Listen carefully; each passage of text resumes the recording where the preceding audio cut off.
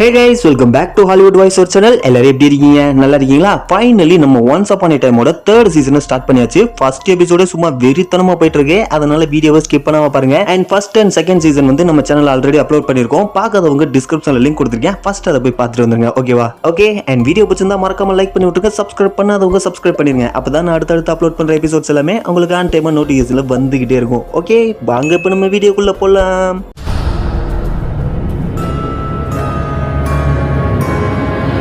First எபிசோடோட ஸ்டார்டிங்ல 11 வருஷத்துக்கு முன்னாடி நடந்த சம்பவத்தை காமிக்கிறாங்க. அங்க ஹாஸ்பிட்டல்ல எம்மாவுக்கு பிரசவம் நடந்துட்டு இருக்கு. அவளுக்கு ஒரு அழகான ஆம்பளை பையன் பிறகுறான். அவன் தான் ஹென்றி. இப்ப டாக்டரும் இவன் ஒரு அழகான பையன், இப்ப கூட உன் மனசை மாத்திக்கலாம்லன்னு டாக்டர் கேக்குறான். ஆனா எம்மாவும் இல்ல, என்னால அவனோட அம்மாவா இருக்க முடியாதுன்னு சொல்லிட்டு பயங்கரமா அழுகுறா. இப்ப அப்படியே கட் பண்ண நிகழ்காலத்துல ஸ்டோரி புக்ல எல்லாரும் கப்பல்ல ஏறி ஹென்ரியை காப்பாத்த போயிட்டு இருக்காங்க. அப்ப அந்த மேஜிக் போர்ட்டலுக்குள்ள புகுந்து இன்னொரு சைடு கப்பல் வெளியே வருது. இதுதான் அந்த இடமான்னு எம்மா கேட்க, ஆமா நம்ம நெவர்லாண்டுக்கு வந்துட்டோம்னு ஹூக் சொல்றான். அந்த இடமே பாக்குறதுக்கு பயங்கரமா இருக்கு. இப்ப இந்த சைடு ஹென்றி, டமரா, கிரக்கு 3 பேரும் மேஜிக் போர்ட்டல் வழியா நெவர்லாண்ட்ல வந்து விழுகுறாங்க. நம்ம சாதிச்சிட்டோம், நம்ம மிஷனை முடிச்சிட்டோம்னு டமரா சொல்ல, ரொம்ப சந்தோஷப்படாதீங்க, கண்டிப்பா என்ன காப்பாத்த என் 2 அம்மாவும் இங்க வருவாங்கன்னு ஹென்றி சொல்றான். இங்க கொஞ்சம் சுத்தி பாரு, நீ ஸ்டோரி புக்கை விட்டு ரொம்ப தூரத்துல இருக்க, இங்க அவங்களால வர முடியாதுன்னு கிரக் சொல்ல, ஆனா அவங்க ஏற்கனவே ஃபேர்லாண்டுக்கு வந்துட்டு போயிருக்காங்க, அவங்க கண்டிப்பா இங்க வருவாங்கன்னு ஹென்றி சொல்றான். ஆனா இப்ப நம்ம ஃபேர்லாண்ட்ல குழந்தை நம்ம நெவர்லாண்ட்ல இருக்கோம்னு டமரா சொல்றா. என்ன நெவர்லாண்டா? நீங்க நெவர்லாண்ட் அழிக்கதான் இங்க வந்திருக்கீங்களான்னு ஹென்றி கேக்குறான். இதுதான் மேஜிக்கோட தாய்நாடு, இங்கதான் மேஜிக் முதல்ல உருவாச்சு.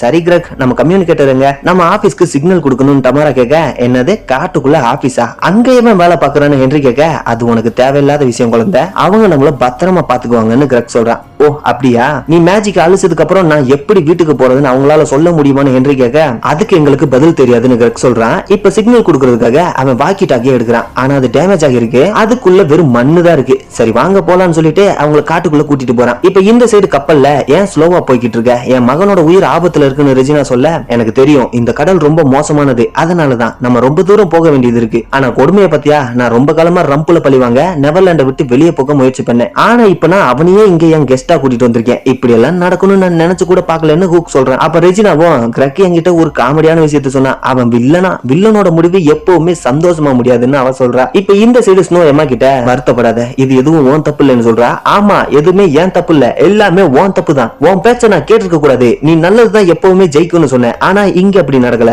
எனக்கு ஹென்றி திரும்ப வேணும், நான் அந்த சாபத்தை உடைச்சிருக்கவே கூடாது, நான் ஹென்ரியை கூட்டிட்டு அப்பவே ஸ்டோரி புக்ல இருந்து போயிருக்கணும்னு எம்மா சொல்றா. நீ சொல்றது சரிதான், அப்பயாவது நீயும் ஹென்ரியும் ஒன்னா இருந்திருப்பீங்க, நாங்க ஒன்னு சின்ன வயசுல தவற விட்டுட்டோம், உனக்கும் அப்படி நடக்க விட மாட்டோம்னு சொல்ல, நீங்க எப்படி இவ்வளவு நடந்ததுக்கு அப்புறமும் நம்பிக்கையோட இருக்கீங்க, நான் ஹென்றி நீல் 2 பேருமே இழந்துட்டேன்னு கத்துறா. அந்த டைம்ல நான் என் நம்பிக்கை இழந்துட்டேன், ஆனா இப்போ அப்படி இல்ல, நம்ம கண்டிப்பா ஹென்ரியை கண்டுபிடிப்போம்னு ஸ்னோ சொல்றா. அப்ப ரம்புலும் இல்ல உங்களால கண்டுபிடிக்க முடியாதுன்னு சொல்றான். ஆனா நம்ம எல்லாரும் ஒன்னா சேர்ந்து ஹென்ரியை கண்டுபிடிக்க தானே இங்க வந்திருக்கோம்னு ரெஜினா சொல்ல, நான் ஒன்னும் ஹென்ரியை காப்பாத்துவேன்னு யார்கிட்டயும் ஒப்பந்தம் போடலையே. அப்புறம் எம்மா, உன்னை எனக்கு கொஞ்ச காலமா தான் தெரியும், நீ இன்னும் மாறாம அப்படியே தான் இருக்க, நீ உன் அப்பா அம்மாவை நம்பல, மேஜிக்கே நம்பல, நீ இப்பவும் ஆதாரத்தை தான் தேடுற, அது நெவர்லாண்டுக்கு சரிப்பட்டு வராதுன்னு ரம்பிள் சொல்றான். ஆனா நான் என் பையனை காப்பாத்த என்ன வேணும்னாலும் செய்வேன்னு எம்மா சொல்ல, ஆனா நம்ம எதிரி ரொம்ப மோசமானவன், நெவர்லாண்டுன்றது ஒரு கற்பனை நிறைஞ்ச உலகம், என்ன மன்னிச்சிடுன்னு சொல்லிட்டு அவன் கைத்தடியை சுத்தி விடுறான். உடனே ரம்பிளும் அங்க இருந்து மறைஞ்சு போயிடுறான். இப்ப எல்லாரும் என்ன நடக்குதுன்னு தெரியாம முழிச்சுக்கிட்டு நிக்கிறாங்க. இப்ப இந்த சைடு கிரக்கு காட்டுக்குள்ள நெருப்பு மூட்டிக்கிட்டு இருக்கான். நம்ம சிக்னல் கொடுக்கணும், கொஞ்சம் காஞ்சால இருந்தா பொறுக்கிட்டு வா, நம்ம ஆபீஸ்க்கு சிக்னல் கொடுக்கணும்னு சொல்றான்.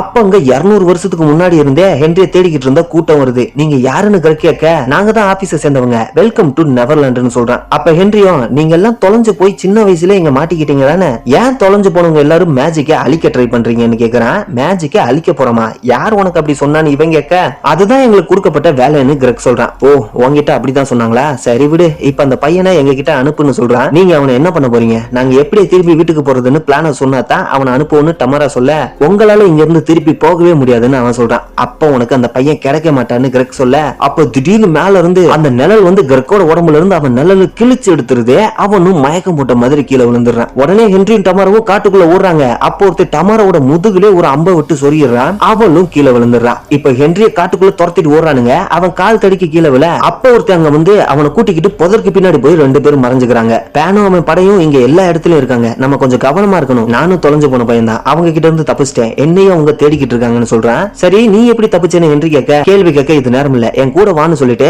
அவனை காட்டுக்குள்ள கூட்டிட்டு போறான். இப்ப இந்த சைடு எம்மா புலப்ஸ் எடுத்துட்டு இருக்கா. அப்ப ஹூக் அங்க வந்து என்ன பண்றேன்னு கேட்க, நான் சண்டைக்கு தயாராகிட்டு இருக்கேன்னு எம்மா சொல்றா. அதெல்லாம் ஓகே, ஆனா ரம்ப்ல உங்களை தோக்கடிக்க விட்டுறாதீங்கன்னு ஹூக் சொல்றான். உனக்கு இப்ப என்ன வேணும்னு எம்மா கேட்க, நானும் பேல்ஃபயரும் ஒன்னா இங்கதான் தங்கி இருந்தோம்னு சொல்றான். யாரு நீல சொல்றேன்னு அவ கேக்குறா. ஆமா அவன் தான், இது அவனோடதுன்னு சொல்லிட்டு அவகிட்ட ஒரு வாளை கொடுக்குறான். இதை நீ சண்டை போட உபயோகப்படுத்துன்னு சொல்லிட்டு அவளுக்கு ட்ரிங்க் ஊத்தி கொடுக்குறான். இப்ப அப்படியே கட் பண்ணா பேரலன்ல நீல் படுத்திருக்கான். அப்ப முலன் வந்து நீ யாருன்னு கேட்க, என் பேரு நீல்னு சொல்றான். அப்ப ஆரோராவும் பிளிப்பும் அங்க வராங்க. ஆரோரா அவனுக்கு ட்ரிங்க் ஊத்தி கொடுக்குறா. நான் எங்க இருக்கேன்னு நீல் கேட்க, நீ எங்க ராஜ்யத்துல இருக்க, இது பேரலண்ட்னு ஆரோரா சொல்றா. என்ன பேரலண்டா, நான் மறுபடியும் இங்கே வந்துட்டேன்னு அவன் கேட்க, அப்ப நீ இந்த உலகத்தை சேர்ந்தவனான்னு ஆரோரா கேக்குறா. அவன் போய் சொல்றான். அவன் ட்ரெஸ் பாரு, அது இந்த உலகத்தோடது கிடையாது, இவன் எம்மா அண்ட் ஸ்னோவோட உலகத்தை சேர்ந்தவன்னு முலன் சொல்றா. என்ன எம்மாவா, எம்மா உனக்கு தெரியுமான்னு நீல் கேட்க, உனக்கு எப்படி அவளுக்கு தெரியும்னு முலன் கேக்குறா. அது இப்ப தேவையில்லாத விஷயம், அவ ஆபத்துல இருக்கா, அவளுக்கு நான் உதவணும்னு சொல்லிட்டு எந்திரிக்கிறான். எனக்கு உங்க உதவி தேவை, எம்மாவும் ஹென்றி நல்லா இருக்காங்களான்னு எனக்கு தெரியணும்னு சொல்றான். அப்ப நீதான் ஹென்ரியோட அப்பாவான்னு ஆரோரா கேட்க,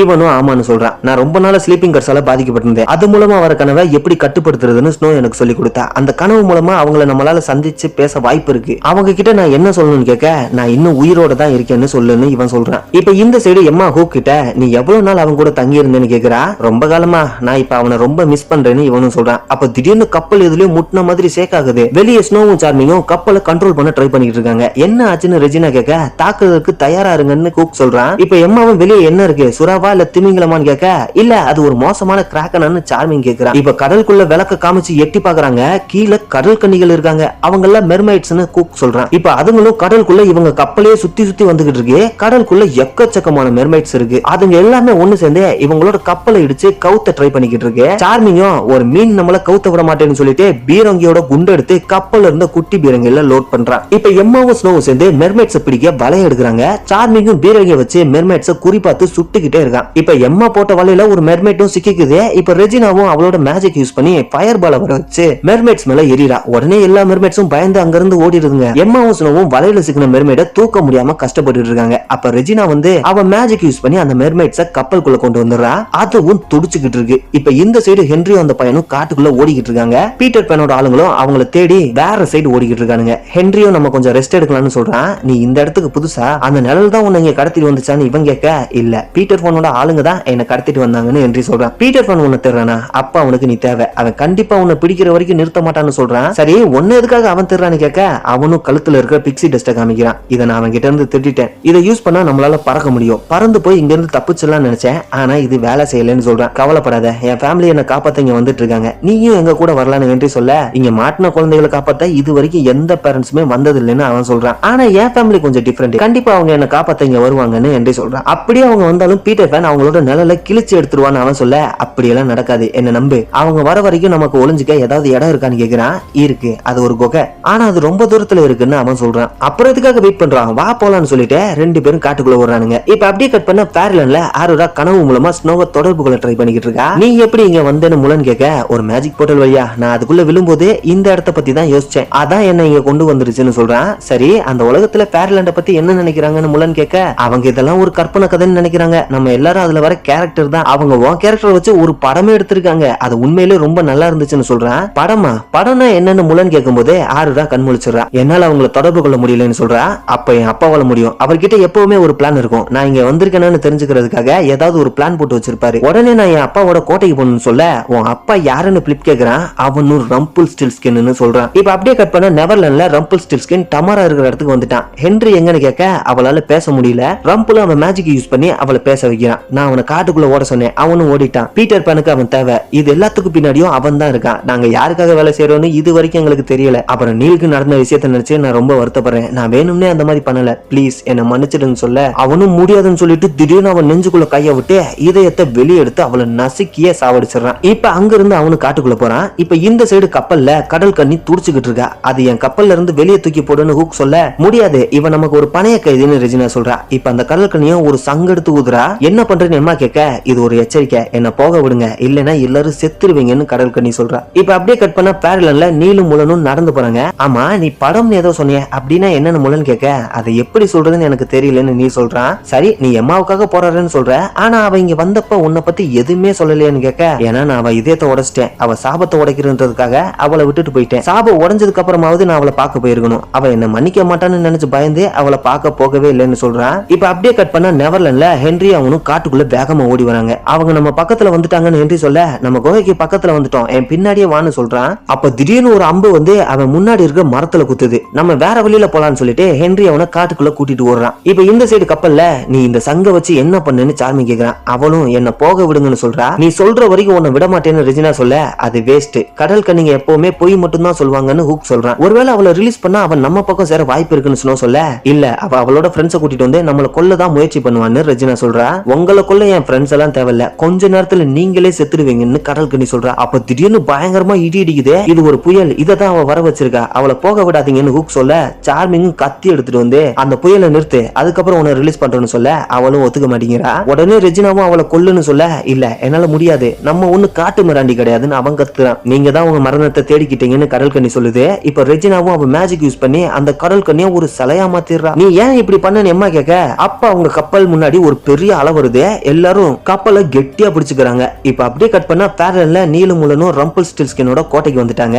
இங்க யாருமே இல்லைன்னு முலன் சொல்ல, நீலும் அங்க இருந்த ட்ரிங்க் எடுத்து குடிச்சிட்டு, இல்ல இங்க யாரோ இருக்காங்கன்னு சொல்றான். அப்ப திடீர்னு ஒரு அம்பு வந்து அவன் முன்னாடி குத்துது. அங்க ஒருத்தன் வந்து நிக்கிறான். அவன் யாருன்னு தெரியுதா? போன சீசன்ல ரம்பிள் ஸ்டில்ஸ்கினோட மந்திர குலத்திட்டு இருப்பால ராபின் ஹுட், அவன் தான். இப்ப நீ யாருன்னு முலன் கேட்க, என் பேரு ராபின் ஹுட், என் கோட்டையில நீங்க என்ன பண்றீங்கன்னு கேக்குறான். இது டார்க் ஒனுக்கு சொந்தமான கோட்டை, நீ தான் அத்துமீறி உள்ள வந்திருக்கன்னு முலன் சொல்றா. ஆமா, ராணியோட சாபத்துக்கு அப்புறம் அவன் காணாம போயிட்டான். அவன் திரும்பி வந்தா நான் இங்க இருந்து போயிடுவேன்னு சொல்றான். இல்ல தேவையில்ல, நீ எங்கேயும் போவேனா, இங்கே இருந்துக்க, நான் கோட்டையை பார்த்துட்டு மட்டும் போயிடுறேன்னு நீல் சொல்றான். அத சொல்ல நீ யாருன்னு கேட்க, இந்த உலகத்துல என்ன பெல்ஃபயர்னு கூப்பிடுவாங்க, நான் ரம்பிள் ஸ்டில்ஸ்கினோட பையன்னு நீல் சொல்றான். என்ன மன்னிச்சிரு, உன் அப்பாவை எனக்கு நல்லா தெரியும், அவர் என்னோட உயிரை காப்பாத்தினாரு, அவருக்கு நான் கடமைப்பட்டிருக்கேன்னு சொல்றேன். சரி விடு, நான் ஏதாவது ஒரு மேஜிக் பொருள் கிடைக்குதான்னு தேடணும்னு நீல் சொல்ல, நான் சாபத்துக்கு அப்புறம் தான் இங்க வந்தேன், நீ தேடுற மாதிரி எதுவுமே இங்க மிச்சம் இல்லைன்னு சொல்றான். அப்பதான் நீல் கீழே இருந்த ரம்பிளோட கைத்தடியை பாக்குறான். இது அவரோடதுன்னு சொல்லிட்டு அதை எடுத்து சுத்துறான். அப்ப அங்க ஒரு மேஜிக் டோர் ஓபன் ஆகுது. இந்த கைத்தடியை நான் உபயோகப்படுத்தினா மட்டும்தான் மேஜிக் வேலை செய்யும், அதை அவர் பிளட் மேஜிக்னு சொல்லுவாருன்னு நீல் சொல்றான். சரி, அந்த கதவுக்குள்ள என்ன இருக்குன்னு ராபின் கேட்க, வாங்க போய் கண்டுபிடிக்கலாம்னு சொல்லிட்டு நீல் உள்ள போறான். இப்ப அப்படியே கட் பண்ணா நெவர்லாண்ட்ல ஹூக் எம்மா கிட்ட,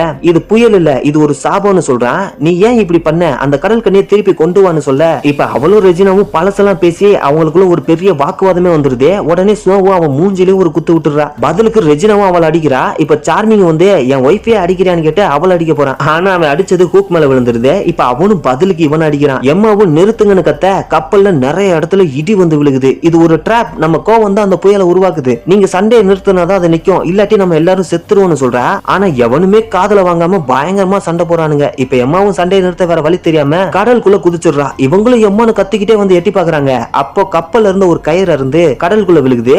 அதுல இருந்து ஒரு இரும்பு எம்மா மூஞ்சிலே அடிச்சிருது. இப்ப இந்த சைடு ஹென்ரியும் அந்த பையனும் காட்டுக்குள்ள வேகமா ஓடி உச்சிக்கே வந்துட்டானுங்க. அவங்க முன்னாடி பெரிய பள்ளம் தான் இருக்கு. அந்த குகைக்கு போக வேற ஏதாவது வழி இருக்கான்னு ஹென்றி கேட்க, இல்ல இதுக்கு மேல வழி இல்ல, நான் இந்த பிக்ஸி டெஸ்ட அவங்க கிட்டே கொடுக்க போறேன், ஒருவேளை இதுக்காகவாது நம்மள அவங்க உயிரோட விடுவாங்க, இதுதான் நம்மளோட முடிவுன்னு சொல்றான். அவனும் இது நம்ம முடிவு கிடையாதுன்னு சொல்லிட்டு அந்த பிக்ஸி டெஸ்ட் அத்து இதை நம்ம யூஸ் பண்ணலாம்னு சொல்றான். ஆனா அது வேலை செய்யாதுன்னு இவன் சொல்ல, நம்ம எதையுமே நம்பினாதான் அது வேலை செய்யணும்னு சொல்லிட்டு அந்த பாட்டில் மூடிய ஓபன் பண்ணிட்டு அவனை கூட்டிட்டு ஓடி போய் பள்ளத்துல குதிக்கிறான். உடனே பிக்ஸி டெஸ்ட் வேலை செஞ்சு வானத்துல பறக்க ஆரம்பிக்கிறானுங்க. இப்ப இந்த சைடு சார்மிங் கயிறை கட்டிக்கிட்டு கடலுக்குள்ள குதிச்சு நேரா எம்மா கிட்ட போறான். அவளை பிடிச்சு மேல தூக்கிட்டு வரவும் இவங்களும் கயிறை பிடிச்சு இழுத்து கப்பலுக்கு கொண்டு வந்துடுறாங்க. இப்ப அவளும் கண்மொழிகிறா. இப்ப புயலும் நின்றுச்சு. நான் தான் சொன்னேன்ல, உங்க சண்டை கோபம் தான் அந்த புயலை உருவாக்குச்சுன்னு எம்மா சொல்றா. இப்ப இந்த சைடு ரம்பிள் காட்டுக்குள்ள வந்து உட்கார்றான். ஏன் ஒளிஞ்சிருக்க, வெளியே வான்னு சொல்லவும் உள்ள இருந்து ஒருத்தன் வெளியே வரான். உன்னை நெவர்லாண்டுக்கு வரவேற்கிறேன், பீட்டர் ஃபேன் உன்னை மறுபடியும் சந்திக்க ஆவலா இருக்காருன்னு சொல்ல சொன்னாரு. நீ அந்த பையனுக்காக இங்க வந்திருந்தா நீ பீட்டர் ஃபேனுக்கு எதிரியா மாறிடுவ, அவரை எதிர்த்தா பிழைக்க முடியாதுன்னு சொல்றேன். நான் அவனுக்காக தான் இங்க வந்திருக்கேன், கண்டிப்பா அவன் கையால நான் சாக மாட்டேன்னு ரம்பிள் சொல்ல, அப்ப சரி நான் உன்னை சீக்கிரமா சந்திப்பேன்னு நினைக்கிறேன். அப்புறம் இன்னொரு விஷயம், அவர் உன்கிட்ட ஒரு பொருளை கொடுக்க சொன்னாரு, இந்தான்னு சொல்லிட்டு ஒரு பொம்மையை தூக்கி போடுறான். அது ரம்பிள் ஸ்டில்ஸ்கினுக்கு அவனோட அப்பா கொடுத்த பொம்மை. இவனும் அதை கையால எடுத்து பார்த்துட்டே பயங்கரமா அழுகுறான். ஏன்னா அவனுக்கு அவனோட அப்பாவோட ஞாபகம் வந்துருச்சு. அதனாலதான் சரி நம்ம அப்புறம் பார்க்கலாம்னு சொல்லிட்டு அவனும் கிளம்புறான். இப்ப அப்படியே கட் பண்ணா பேரிலாண்ட்ல நீல அந்த கதவை திறந்து பாக்குறான். உள்ள நிறைய மேஜிக் பொருள் இருக்கு. அவனும் அதுல இருந்து ஒரு கண்ணாடி பால் மேல கைய வச்சு கண்ணை மூடுறான். ஆனா அது வேலை செய்யல. நீ எம்மாவை பத்தி நினை, அவளை பத்தி ஃபீல் பண்ணணும் முலன்னு சொல்ல இவனும் மறுபடியும் கைய வைக்கிறான். எம்மாவை பத்தி நினைக்கிறான். உடனே அது வேலை செய்ய ஆரம்பிக்குது. அதுல எம்மா தெரியுறா. இல்ல இப்படி நடந்திருக்க கூடாது, அவ இப்ப ஸ்டோரி புக்ல இல்ல நெவர்லாண்ட்ல இருக்கான்னு நீல் சொல்றான். இப்ப அப்படியே கட் பண்ணா நெவர்லாண்ட்ல எல்லாரும் கரைக்கு வந்துட்டாங்க. அவங்க கப்பலும் ரொம்ப டேமேஜ் ஆகிருச்சு. நம்ம ஹூக்கோட பிளான செயல்படுத்தலாம்னு ரெஜினா சொல்ல, இல்ல வேணாம், நம்ம நெவர்லாண்ட்ல இருக்கோம், இருக்கோம்னு ஏற்கனவே பீட்டர் பேனுக்கு தெரிஞ்சிருக்கும். நம்ம ஓடுறத நிறுத்தணும், நம்ம நம்பிக்கையில தான் இந்த நிலைமை இயங்குது, நம்ம எல்லாரும் மேஜிக்கை நம்பாம நம்மள ஒருத்தருக்கு ஒருத்தர் நம்பணும், ஹென்ரியை காப்பாத்தா இது மட்டும் தான் ஒரே வழின்னு எம்மா சொல்றா. உடனே எல்லாரும் நடக்க ஆரம்பிக்கிறாங்க. இப்ப இந்த சைடு ஹென்ரியும் அந்த பையனும் பறந்து போயிட்டு இருக்காங்க. அங்கதான் அந்த குகை இருக்குன்னு அவன் கை காமிக்க 2 பேர் கீழே இறங்கிறானுங்க. பாத்தியா, நம்ம நம்பினாதான் எல்லாமே நடக்கும்னு ஹென்றி சொல்றான். ஆனா இனி உன்னால எதையுமே பண்ண முடியாது ஹென்ரின்னு அவன் சொல்றான். இரு, என் பேரை நான் உன்கிட்ட சொல்லவே இல்லையே, அப்புறம் எப்படி உனக்கு தெரியும்? நீ என்கிட்ட போய் சொல்லிருக்க, நீயே அந்த பீட்டர் பேனுக்காக தானே வேலை பாக்குறேன்னு சொல்ல. இல்ல, நான் அவனுக்காக வேலை பார்க்கல, ஏன்னா நான் தான் அந்த பீட்டர் பேன்னு சொல்றான். பயங்கரமான ட்விஸ்டா இருக்குல்ல. இப்ப நீ கிரக்கெட்டையும் டொமாரக்கிட்டையும் மேஜிக் மோசமானதுன்னு சொல்லியிருக்க, அதை அழிக்க உதவுவேன்னு சொல்லியிருக்க, ஏன்னு கேட்க, ஏன்னா அவங்களோட உதவி எனக்கு தேவைப்பட்டுச்சுன்னு சொல்றான். என்ன எதுக்காக இங்க கூட்டிட்டு வந்தேன்னு என்று கேட்க, நான் ரொம்ப முக்கியமான ஒரு விஷயத்தை தேடிக்கிட்டு இருந்தேன், அது உண்மையான விசுவாசியோட இதயம். நீ அந்த பிக்ஸி டெஸ்ட்டை எடுத்து அந்த பள்ளத்துக்குள்ள குதிச்சு நீ தான் அந்த உண்மையான விசுவாசின்னு நிரூபிச்சுட்ட. உன்கிட்ட தான் அந்த ஸ்பெஷலான இதயம் இருக்கு, இனி நீயும் அந்த இதயமும் எனக்கு சொந்தம்னு சொல்லிட்டு அவனோட ஆளுங்களை வர வைக்கிறான். விளையாட்ட ஆரம்பிக்கலாமான்னு பீட்டர் பேன் சொல்ல அப்படியே ஃபர்ஸ்ட் எபிசோடையும் முடிக்கிறாங்க. ஓகே, இந்த ஃபர்ஸ்ட் எபிசோடு செம்ம இன்ட்ரெஸ்டிங்கா போயிருக்கும்னு நினைக்கிறேன். வீடியோ பிடிச்சிருந்தா மறக்காம லைக் பண்ணி விட்டுருங்க அண்ட் சப்ஸ்கிரைப் பண்ணாதவங்கள சப்ஸ்கிரைப் பண்ணி விட்டுருங்க. ஓகே, அடுத்து செகண்ட் எபிசோட்ல பார்க்கலாம். அது வரைக்கும் தேங்க்ஸ் ஃபார் வாட்சிங் அண்ட் பை பை.